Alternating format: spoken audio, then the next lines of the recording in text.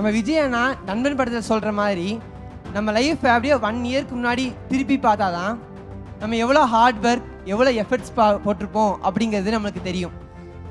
அதோட பலனாக தான் அதோட ரிசல்ட்டாக தான் இந்த மேடையில் இந்த சக்ஸஸை வந்து நம்ம எல்லாருமே கொண்டாடிட்டு இருக்கோம்.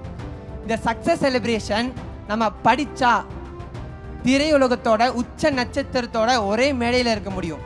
நம்ம படித்தா மற்றவங்களோட தனித்துவமாக இருக்க முடியும். அப்படி நம்ம எடுத்த சக்ஸஸோட மதிப்பை எடுத்து காட்டுது.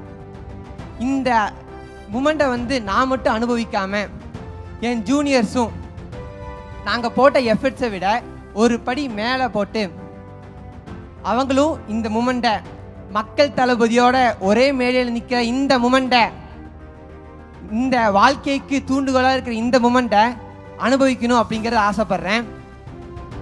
மாற்றம் அப்படிங்கிறது வந்து மாற்றம் மட்டும்தான் நிலையானது அப்படின்னு சொல்லுவாங்க. ஆனால் அது நல்ல மாற்றமாக இருக்கணும் தான் நம்ம எல்லாரும் விரும்புவோம். தமிழ்நாட்டுக்கு அந்த நல்ல மாற்றம் வர்றதுக்கு தமிழ்நாடு ரொம்ப நாள் காத்துட்ருக்கு. அடுத்த வருஷத்துலேருந்து அந்த மாற்றம் கண்டிப்பாக வரும் அப்படின்னு சொல்லிட்டு விஜய் அண்ணா ஸ்டைலில் கடைசியாக முடிச்சுக்கிறேன்.